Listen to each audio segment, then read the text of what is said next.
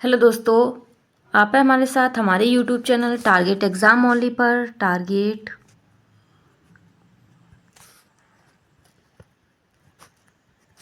Exam only पर हैं। जैसा कि आप सभी को पता है कि हम डीएलएड फर्स्ट सेमेस्टर के लिए बैच लेके आए हैं और इस बैच का नाम है प्रशिक्षु बैच है। और यहाँ पर आपके लिए क्लासेस, नोट्स, पीडीएफ सारी चीज़ें जो है फ्री प्रोवाइड कराई जाएंगी। तो जल्द से जल्द हमारे इस यूट्यूब चैनल से जुड़ जाइए और अपने दोस्तों को भी शेयर कर दीजिए ताकि वो भी अपने डीएलएड में एक अच्छा स्कोर प्राप्त कर सकें। अब यहाँ पर हम अपना शेड्यूल देख लेते हैं क्लासेस का।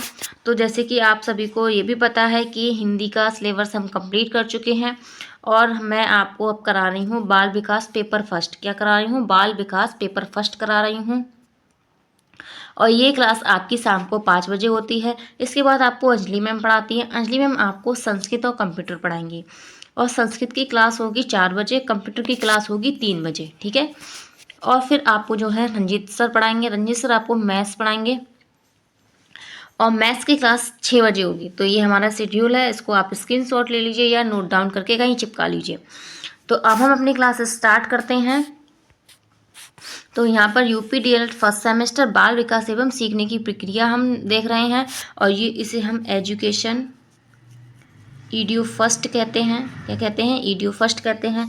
ये अपना आपका जो है प्रथम प्रश्न पत्र है और इसके लिए 50 अंक निर्धारित करे गए हैं। ठीक है। अब जो है हम इन 50 नंबर को पाने के लिए हर एक संभव प्रयास करेंगे और सारी चीज़ें डिटेल में जान रहे हैं।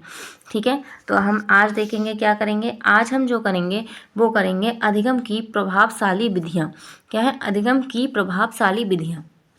कल की क्लास में हमने देखा था, अधिगम का अर्थ देखा था, उसकी परिभाषा देखी थी, उसकी विशेषताएं देखी थी। ठीक है। और उसको प्रभावित जो जो कारक करते हैं वो कारक भी देखे थे। ठीक है। जिसमें हमने व्यक्तिगत कारक और वातावरणीय कारक या पर्यावरणीय कारक देखे थे। सही है। अब हम यहाँ पर इसकी आज विधियाँ जानेंगे। ठीक है। तो एक एक विधि को अच्छे से पढ़ेंगे। तो इफेक्टिव मेथड ऑफ लर्निंग। तो यहाँ पर जो है हमारी विधियाँ कौन कौन सी हैं। तो यहाँ पर जो हमारी प्रभावशाली प्रमुख विधियाँ हैं, करके सीखना, अनुकरण द्वारा सीखना, निरीक्षण करके सीखना, परीक्षण करके सीखना, सामूहिक विधि द्वारा सीखना, प्रोजेक्ट विधि द्वारा सीखना और सम्मेलन व विचार गोष्ठी विधि। ठीक है। ये सारी विधियां हैं। जो अधिगम है इसके लिए हम इन्हीं विधियों का प्रयोग करते हैं। अब हम इन्हीं को फुल डिटेल में जानेंगे। तो जल्द से जल्द हमारे YouTube channel target exam only say जुड़ जाइए और जो है अपने बेल आइकन को अच्छे से प्रेस कर लीजिए ताकि आपको हमारा नोटिफिकेशन टाइम टू टाइम मिल सके। चलिए अब हम स्टार्ट करते हैं। सबसे पहले हम देखेंगे करके सीखने वाली विधि। ठीक है। तो किसी नए पाठ या नई क्रिया को सीखने के लिए विभिन्न विधियों का प्रयोग किया जाता है।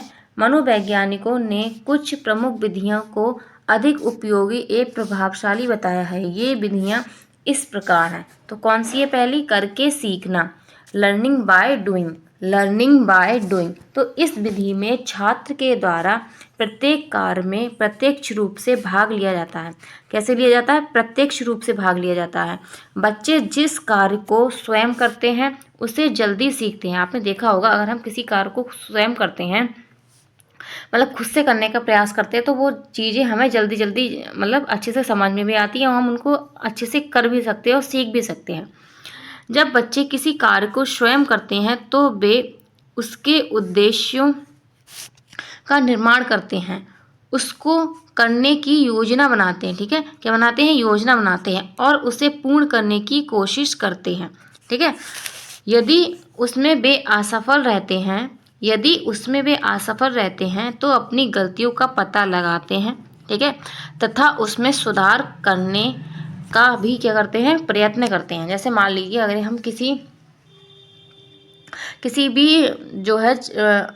भी परीक्षा में असफल होते हैं तो अगर हमने स्वयं से तैयारी करी है तो हम क्या करेंगे? पहले तो पूरी कोशिश करेंगे कि हम उसमें निकल जाएं, लेकिन अगर हम किसी कारणवश नहीं निकल पाते हैं तो हम उसकी गलतियों का पता लगाएंगे और फिर उसमें सुधार करेंगे और फिर क्या करेंगे? उसको सफलता प्राप्त करेंगे। आज की शिक्षा प्रणाली इस विधि पर आधारित है, तो इसके लिए हम कहते हैं बाल केंद्रित शिक्षा। क्या कहते हैं? बाल केंद्रित शिक्षा। करके सीखने को ही हम क्या कहते हैं? बाल केंद्रित शिक्षा। यहाँ पे जो है जो बच्चा है उसको ही सेंटर में रखकर जो है शिक्षा प्रदान की जाती है। सही है। अब सेकंड विधि की तरफ चलते हैं। आप समझ गए होंगे फर्स्ट विधि को, लर्निंग बाय डूइंग क्या है। सेकंड विधि हमारी है अनुकरण द्वारा सीखना। क्या है? अनुकरण द्वारा सीखना, लर्निंग बाय इमिटेशन। ठीक है, लर्निंग बाय इमिटेशन। तो अनुकरण द्वारा सीखने की प्रक्रिया शैशवावस्था से प्रारंभ हो जाती है। कहाँ से? अनुकरण द्वारा सीखने की प्रक्रिया शैशवावस्था से ही प्रारंभ हो जाती है। विद्यालय में बच्चे शिक्षक द्वारा दी जाने वाली क्रियाओं का अनुकरण करके सीखते हैं। इस प्रणाली में शिक्षक छात्र के लिए आदर्श रूप होते हैं। क्या होते हैं? आदर्श रूप होते हैं। जब छोटे होते हैं, जब फर्स्ट सेकंड में होते हैं या स्टार्टिंग में स्कूल जाते हैं होते हैं, तो शिक्षक ही हमारे लिए सर्वोपरि होता है। ठीक है, शिक्षक ही हमारे लिए सर्वोपरि होता है, क्योंकि अगर शिक्षक कुछ भी कह देता है हम उसकी बात आसानी से मान जाते हैं और उसका अनुकरण भी करते हैं। जैसा जैसा हमारा टीचर कहता है हम वैसा ही करते हैं। ठीक है, तो उसके आगे जो है हम किसी और की चीज़ों को महत्वता नहीं देते हैं। तो मनोवैज्ञानिक हैंगर्ट महोदय की अनुकरण द्वारा सीखने का सिद्धांत से भी यह स्पष्ट होता है कि अधिगम की प्रक्रिया अनुकरण के माध्यम से सरल होती है। जब हम किसी का अनुकरण करके सीखते हैं तो हमारे जो सीखने की प्रक्रिया होती है वो बहुत ही सरल हो जाती है और हम अच्छे से सीख भी पाते हैं। ठीक है, जैसे आपने देखा होगा छोटे बच्चों को क्लास में वो किस तरीके से एक्टिविटी टीचर कराती है, मतलब 2 एकम 2, 2 दूनी 4, 2 3 6, तो इसको ही बच्चे क्या अनुकरण कर करके बोलते हैं। ठीक है, तो जैसे टीचर बोलता रहता है वैसे ही बच्चे भी उसको रिपीट करते रहते हैं। तो यही हमारी क्या होती है? अनुकरण विधि द्वारा सीखना होता है। ठीक है, तो इसका प्रारंभ क्या है? शैशवावस्था से ही हो जाता है, इसीलिए ये बात यहाँ पर कही गई है। अब हम आगे चलते हैं, नेक्स्ट विधि देखेंगे। ये हमारी सेकेंड विधि कंप्लीट हुई है। क्लास अच्छी लग रही है तो केवल देखते ना जाइए, लाइक शेयर एंड सब्सक्राइब भी करते रहिए। ठीक है, तो थर्ड विधि है कि निरीक्षण करके सीखना। क्या है? निरीक्षण करके सीखना, learning by observation. Learning by observation. तो बच्चे जिस वस्तु का निरीक्षण करते हैं उसके बारे में भी जल्दी और स्थायी रूप से सीख जाते हैं। ठीक है, इसका कारण है, क्या कारण है? कि निरीक्षण करते समय वे उन वस्तुओं को छूते हैं या प्रयोग करते हैं या आपस में क्या है उनके बारे में चर्चा करते हैं। इस प्रकार वे अपने एक से अधिक इंद्रियों का प्रयोग करते हैं। कितनी? एक से अधिक इंद्रियों का यहाँ पर बच्चा क्या है? प्रयोग कर रहा है। ठीक है, फिर इसके फलस्वरूप क्या होता है? उनके मन मस्तिष्क पर उस वस्तु का चित्र जो है अंकित हो जाता है। ठीक है, अगर हम किसी चीज़ का निरीक्षण करके सीख रहे हैं, उसको देखकर सीख रहे हैं, चित्र द्वारा सीख रहे हैं, तो क्या होगा? उस चीज़ का जो चित्र है वो हमारे मस्तिष्क में अंकित हो जाएगा। ठीक है, और निरीक्षण पद्धति की सफलता के लिए यह आवश्यक है। तो क्या आवश्यक है? कि अध्यापक बच्चों को जिस स्थान पर ले जाएं वह पूर्व में ही देख लें। क्या है? मतलब कि जैसे आपने देखा होगा कि बच्चों को हम जहाँ ले जाते हैं, पिकनिक वगैरह पे ले जाते हैं या पार्क में ले जाते हैं, तो यहाँ पर क्या है? बच्चे निरीक्षण करके सीखते हैं। वहाँ पे वो खेलते हैं या मतलब फ्लावर्स उनको देखते हैं या वहाँ पे जो भी चीज़ें होती हैं उनको देख देख के क्या है सीखते हैं।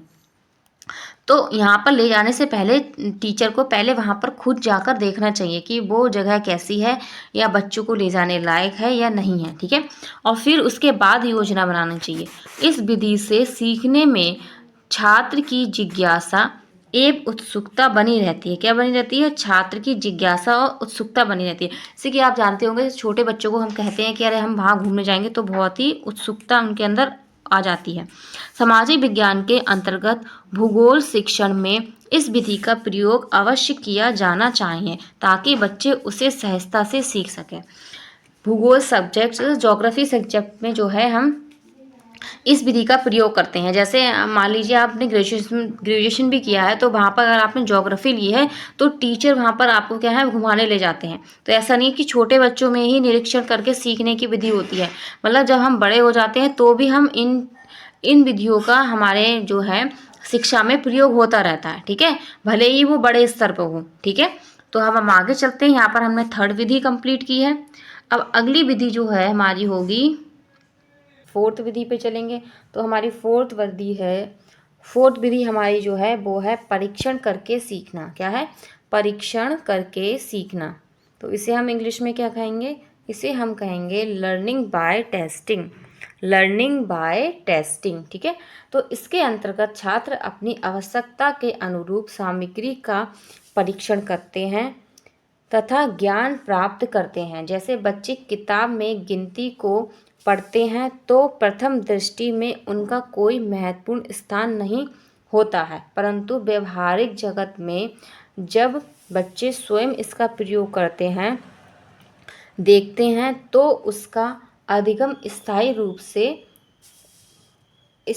से मतलब कि उसका प्रयोग कर पाते हैं। इस विधि को विज्ञान, गणित, सामाजिक अध्ययन, नैतिक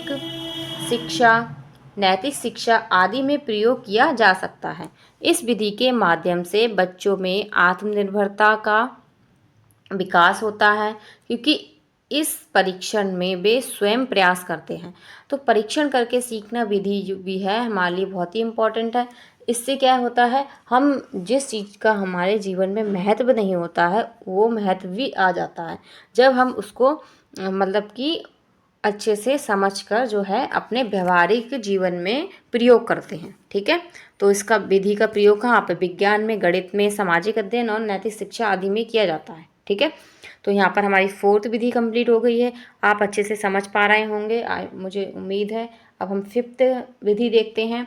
हमारी फिफ्थ विधि है सामूहिक विधियों द्वारा सीखना। सामूहिक विधियों द्वारा सीखना। तो learning by group method. Learning by group method. ठीक है, तो सामूहिक मेथड विधि द्वारा सीखना अधिक सहायक व उपयोगी होता है।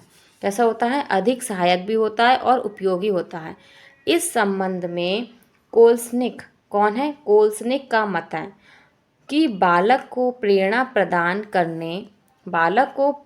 प्रदान करने, उसे शैक्षिक लक्ष्य को प्राप्त करने में सहायता देने, उसके मस्तिष्क स्वास्थ्य को उत्तम बनाने, उसके व्यवहार में सुधार करने और उसमें आत्मनिर्भरता तथा सहयोग की भावना को क्या है उत्तम बनाने के लिए क्या है सामूहिक विधि अधिक प्रभावशाली होती है। ठीक है, तो सामूहिक विधि जो है, अगर हम सामूहिक विधि से बच्चों को शिक्षा दे रहे हैं तो इसका महत्व जो है कहीं अधिक होता है बाकी सारी विधियों से, क्योंकि इसमें बच्चा ग्रुप में सीख रहा है, अपने सहयोगियों द्वारा सीखता है। ठीक है, इससे क्या है उसके अंदर सहयोग की भावना आती है कि किसी के साथ जो है शेयरिंग, किसी चीज़ को हम कैसे शेयर करके सीख सकते हैं, साथ में मिल के सीख सकते हैं। ठीक है, तो ये विधि भी बहुत इंपॉर्टेंट है। अब हम चलते हैं अगली विधि की तरफ। अब हम देखेंगे कुछ अन्य विधियां हैं। तो मुख्य सामूहिक विधियां। अब सामूहिक विधियां कौन कौन सी हैं, इनके अलग अलग टाइप्स होते हैं। तो इसमें पहली है सम्मेलन व विचार गोष्ठी विधि। सम्मेलन व विचार गोष्ठी विधि। तो इस विधि में क्या है, इस विधि में किसी विशेष विषय पर छात्र छात्राओं द्वारा विचार विमर्श, वाद विवाद एक निश्चित समय में करना होता है। ठीक है, इसमें ऐसे प्रकरण का विचार किया जाता है जिसमें सभी सदस्यों की रुचि हो। ठीक है, तो इसमें हम ऐसे टॉपिक को लेते हैं कि सभी बच्चों को रुचि हो। ऐसा नहीं हो कि हमने बोरिंग टॉपिक ले लिया और बच्चों से वाद विवाद करवा रहे हैं उसके ऊपर। ठीक है, या वाद विवाद प्रतियोगिता करवा रहे हैं। तो इसके द्वारा लोगों में सामाजिक भावनात्मक गुणों का विकास होता है। इसके द्वारा दूसरों के विरोधी विचारों का सम्मान और सहनशीलता की भावना विकसित होती है। ठीक है, जब हम वाद विवाद करते हैं तो दूसरा व्यक्ति भी अपने तथ्य रखता है और हम भी अपने तथ्य रखते हैं। इससे क्या है होता है, हमें दूसरों के विचार भी पता चलते हैं और कोई कुछ कह रहा है तो यहाँ पर हम बुरा भी नहीं मानते हैं। ठीक है, तो हमारे अंदर सहनशीलता की भावना भी विकसित होती है इस विधि के द्वारा। तो ये हमारी क्या थी, सामूहिक विधि का एक टाइप्स थी। अगले टाइप की तरफ चलते हैं, सामूहिक विधि और कौन कौन सी हो सकती हैं। तो अगली है प्रोजेक्ट विधि, योजना विधि। ठीक है, तो प्रोजेक्ट विधि में देखेंगे, इसमें प्रत्येक छात्र अपनी व्यक्तित्व रुचि इसमें प्रत्येक छात्र अपनी व्यक्तिगत रुचि, ज्ञान और क्षमता के अनुसार स्वतंत्र रूप से कार्य करते हैं, जिससे सीखना सरल हो जाता है। क्या हो जाता है, सीखना जो होता है वो सरल हो जाता है। सामूहिक विधि से कार्य करने के कारण उनमें स्पर्धा, सहयोग और सहानुभूति का भी विकास होता है। इसमें शिक्षक मार्गदर्शक का कार्य करते हैं। क्या करते हैं, शिक्षक की भूमिका क्या होती है, एक मार्गदर्शक की तरह होती है। तथा वह बच्चों को समूह में बांट देते हैं। प्रत्येक समूह अपनी इच्छा अनुसार कोई भी प्रोजेक्ट देने में स्वतंत्र होते हैं। जैसे आपने देखा होगा कि प्रोजेक्ट, जब कोई भी कंपटीशन होता है, प्रोजेक्ट कंपटीशन रखा जाता है, तो उसमें 5-5 बच्चों का ग्रुप बना दिया जाता है। तो यहीं पर इस विधि का जो है प्रयोग करा जाता है। तो यहाँ शिक्षक को यह ध्यान रखना चाहिए कि संबंधित कार्य छात्रों की स्तर अनुकूल हो। मतलब शिक्षक को ये याद रखना चाहिए कि जो छात्र हैं उनके स्तर अनुसार ही उन्हें हम टॉपिक देंगे, ताकि वे जो है उस पर प्रोजेक्ट बना सकें। ठीक है, तथा वे स्वयं बच्चों का मार्गदर्शन करता रहे। और क्या है, अगर बच्चा कोई प्रोजेक्ट बना रहा है, उसके लिए आपने 5-10 दिन का टाइम दिया है, तो उसका मार्गदर्शन भी करें। अगर उसको कुछ नहीं आ रहा है, कुछ समझ में नहीं आ रहा, तो उसको आप जो है उसको बता सकते हैं। ठीक है, तो प्रोजेक्ट से संबंधित आवश्यक निर्देश भी देना चाहिए, ताकि कार्य ठीक प्रकार से संपन्न हो सके। जैसे कि मैंने आपको बताया कि अगर किसी चीज़ को बच्चा नहीं कर पा रहा, उसे समझ में नहीं आ रहा है कि किस तरीके से इस प्रोजेक्ट को बनाया जाए, तो वहाँ पर आप उसका मार्गदर्शन कर सकते हैं, उसे सलाह दे सकते हैं। ठीक है, इस विधि में अर्जित ज्ञान स्थायी होता है। क्या होता है, अर्जित ज्ञान स्थायी होता है, तथा यहाँ रटने की प्रवृत्ति को भी कम करता है। जो हम रटते हैं, जो हमारे रटने की आदत होती है वहाँ, तो यहाँ पर क्या है, वो भी कम हो जाती है। यह विधि बाल केंद्रित है। कैसी है, बाल केंद्रित है, क्योंकि यहाँ पर आपने देखा ही होगा, इतना मैं बता रही हूँ कि यहाँ पर बच्चे को ही क्या है महत्वता दी जा रही है कि शिक्षक उसका मार्गदर्शन करेगा, उसको ऐसे टॉपिक्स देगा जो क्या उसके अनुकूल हो। तो यहाँ पर सब छात्र के लिए ही तो किया जा रहा है, मतलब एक बच्चे को सेंटर मानकर ही तो करा जा रहा है। ऐसा भी हो सकता है कि टीचर अपने मन से दे दे, नहीं तुम्हें इसी प्रोजेक्ट पे, इसी टॉपिक पे प्रोजेक्ट बनाना है, चेंज नहीं हो सकता, तो वहाँ पर क्या होगा, शिक्षक केंद्रित हो जाएगा। तो ये जो है यहाँ पर बाल केंद्रित है। बच्चों के उत्तरदायित्व की भावना का विकास होता है। शिक्षक वह धुरी है जिस पर बाल केंद्रित शिक्षा क्या होती है, कार्यरत होती है। तो शिक्षक वह धुरी है जिस पर बाल केंद्रित शिक्षा कार्यरत होती है। तो यहाँ पर जो है शिक्षक एक मार्गदर्शक है, तो जो है बच्चे को उसको बताना, उसको जो है मार्गदर्शन करना उसका दायित्व होता है। ठीक है, और तो यहाँ पर हमने सेकंड भी देख ली सामूहिक विधि में। अब हम अगली विधि की तरफ चलते हैं। अगली विधि जो हमारी है समूह अधिगम, ग्रुप लर्निंग। ठीक है, वहाँ पर हमने प्रोजेक्ट विधि देखी, अब हम देखेंगे ग्रुप लर्निंग। तो इस विधि के अंतर्गत सीखने वाले को विभिन्न समूह में बांटा जाता है। सीखने वाले को अपने साथी के साथ खुले मन से क्या है, विषय वस्तु पर आधारित अपने विचारों एवं भावनाओं को अभिव्यक्त करने का अवसर मिलता है। ठीक है, मतलब कि इसमें दो साथी रख दिए, मतलब दो साथियों को रखा जाता है और वो अपने मन से जो है किसी भी विषय पे क्या है विचारों को और भावनाओं को व्यक्त करने के अवसर दिए जाते हैं। इसका प्रमुख उद्देश्य क्या होता है, छात्रों को अपनी समस्याओं का स्वयं निवारण करने के लिए प्रोत्साहित करना है। मतलब अगर हम दो बच्चों को एक साथ रख देंगे कि तुम्हें इसके साथ ही अपनी सारी चीज़ें शेयर करनी है, कुछ भी करना, तो यहाँ पर क्या है, अगर उनकी कुछ समस्याएं होंगी तो भी वो खुद ही इसको हल करने का प्रयास करेंगे। ठीक है। और उनके अंदर क्या है, समस्या को स्वयं ही उससे निपटने का, उससे निकलने का जो है प्रोत्साहन आ जाएगा तथा उन्हें समाधान निकालने के लिए अवसर प्रदान करना चाहिए। तो बच्चों को क्या है, अवसर देना चाहिए। अगर वो कुछ भी कर रहे हैं तो उनके लिए अवसर हमें ज़रूर ही देना चाहिए। आवश्यकता पड़ने पर शिक्षक से सहायता प्राप्त कर सकते हैं। समूह अधिगम में छात्र अधिक स्वतंत्र होने के कारण समस्या के समाधान में अपने विचारों को पूर्ण रूप से प्रकट कर सकते हैं। ठीक है, तो उनकी जो भी समस्या होती है तो अपने द्वारा ही विचारों को मतलब कि उसको निकलने का प्रयास करते हैं। ठीक है, अब हम जो है आगे चलेंगे। तो आपको क्लास अच्छी लग रही है तो कमेंट बॉक्स में कमेंट जरूर कीजिएगा और जो है अपने दोस्तों को शेयर कर दीजिएगा और हमारे YouTube channel target exam only को लाइक शेयर एंड सब्सक्राइब करते रहिए और जो है अपने बेल आइकन को अच्छे से प्रेस कर लीजिए ताकि आपको हमारी क्लासेस का नोटिफिकेशन मिल जाए और आप हमारी क्लासेस टाइम टू टाइम देख सकें। अब हम आगे चलते हैं।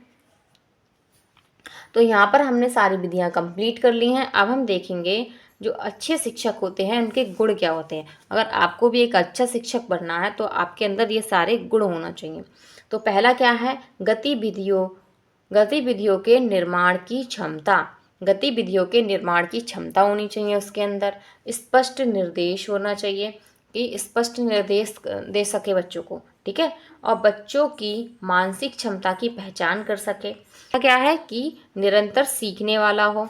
फिफ्थ इसमें है विषय वस्तु का पर्याप्त ज्ञान हो कि किसी सब्जेक्ट है तो उसके लिए ज्ञान होना चाहिए, क्योंकि बच्चे ने अगर क्वेश्चन पूछ लिया तो आप कहाँ से जवाब दे दोगे। ठीक है, जब आपको उसके बारे में ज्ञान ही नहीं होगा तो उसे विषय वस्तु का ज्ञान होना चाहिए। छठा क्या होता हो कि पूर्व ज्ञान से जोड़ना, कि अगर वो किसी बच्चे को कुछ सिखा रहा है तो उसके पूर्व ज्ञान से जोड़कर उसे सिखाए। इससे बच्चे क्या होते हैं, आसानी से सीख सकते हैं। अगर ये गुण है तो वो क्या होगा, अच्छा शिक्षक कहलाएगा। यही अच्छे शिक्षक के गुण माने जाते हैं। 7 देखते हैं, शिक्षण पूर्व योजना, कि शिक्षण करने से पहले उसे पहले योजना बनाना आना चाहिए। अगर वो शिक्षण बच्चों को दे रहा है या बच्चे को जो है क्लास में कुछ सिखा रहा है तो उस चीज़ के लिए उसे पहले से ही तैयार होना चाहिए। ठीक है, उससे पहले ही योजना बना लेना चाहिए। जैसे हमने अभी देखा था कि जो बच्चे को हम घुमाने वगैरह ले जाते हैं निरीक्षण कराने, तो यहाँ पर शिक्षक को क्या है, पहले से ही उस जगह के बारे में क्या है देख लेना है जाके और योजना बनाकर ही बच्चों को वहाँ ले जाना है। तो शिक्षण पूर्व योजना, शिक्षण से पहले ही योजना बना लेना। 8 नंबर है वक्ता के साथ श्रोता।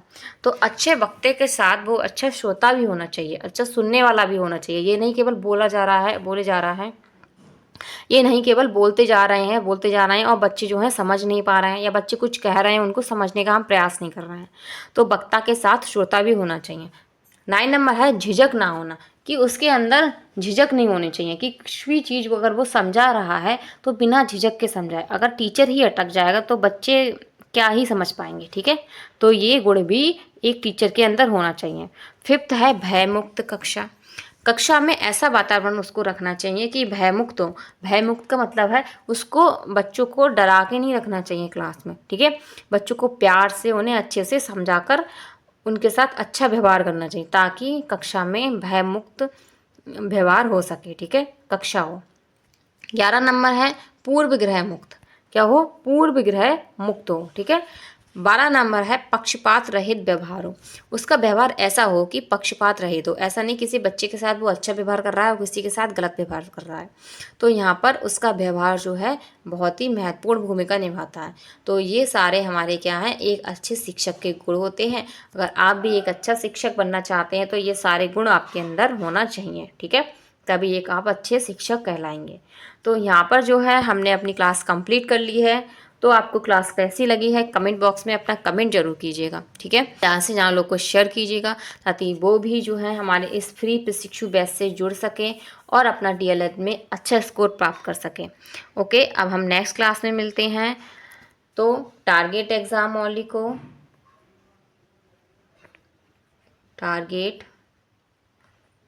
Exam target exam only say ऐसे ही जुड़े रहिए। अब मैं आपके साथ नेक्स्ट क्लास में हाजिर होंगी और नेक्स्ट क्लास में हम जो टॉपिक करेंगे वो भी अधिगम से ही रिलेटिव होगा, ठीक है। तो मेरी ये क्लास देखने से पहले आप फर्स्ट क्लास ज़रूर देखें। तो आज के लिए बस इतना ही। ओके, धन्यवाद।